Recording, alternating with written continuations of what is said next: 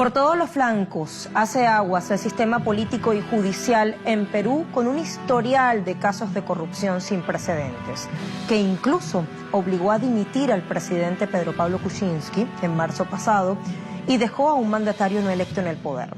Decenas de funcionarios y empresarios salpicados y una ciudadanía que descree profundamente en la institucionalidad vigente.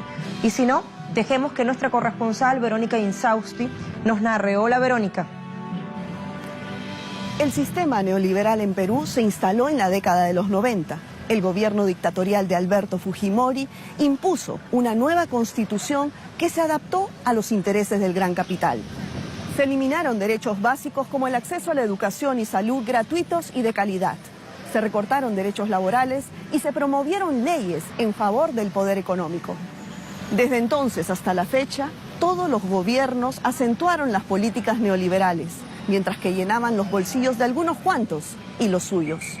Fue el caso Lava Jato que desenmascaró todo este sistema de corrupción enquistado en el país andino.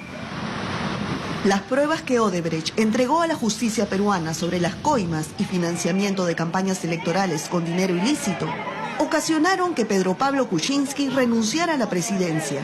Ollanta Humala y Keiko Fujimori pasen unos meses en prisión preventiva mientras se resuelve la sentencia. Alejandro Toledo fugue a Estados Unidos y Alan García intente un asilo en Uruguay que fue finalmente denegado. Todos los líderes políticos del Perú y gobernantes de los últimos 30 años envueltos en corrupción. En el Perú tenemos la particularidad de que recibimos los hechos más trascendentes desde fuera. Y por supuesto eso pasó también con el escándalo de la corrupción. Pero los peruanos sabemos, todos prácticamente, que ese ha sido un sistema que ha imperado en el Perú casi desde la fundación de la República. La actual constitución, que rige desde 1993, se adaptó al sistema neoliberal que beneficia a los grandes grupos de poder mientras elimina los derechos básicos de la población. El neoliberalismo llevó al Perú al rincón en el que nos encontramos el día de hoy, donde tenemos el 46% de los niños con anemia, tenemos 2 millones de niños que no van a la escuela, tenemos 2 millones de jóvenes que no trabajan ni estudian, tenemos 80% de la informalidad en el trabajo y tenemos el abismo social más grande de América Latina. Que es una cuestión espeluznante, ¿no? Y de la mano con la corrupción. El neoliberalismo es sinónimo de corrupción.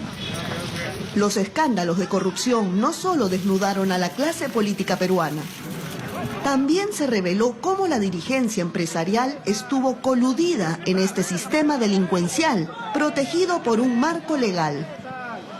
No se limita a la corrupción, se limita a terminar con un sistema de influencia que le da ventajas a 12 grupos de poder y 24 corporaciones transnacionales, ¿no? Y sus ejércitos de abogados, especialistas, consultores, ¿no? Que terminan en los ministerios o que compran voluntades en el Congreso.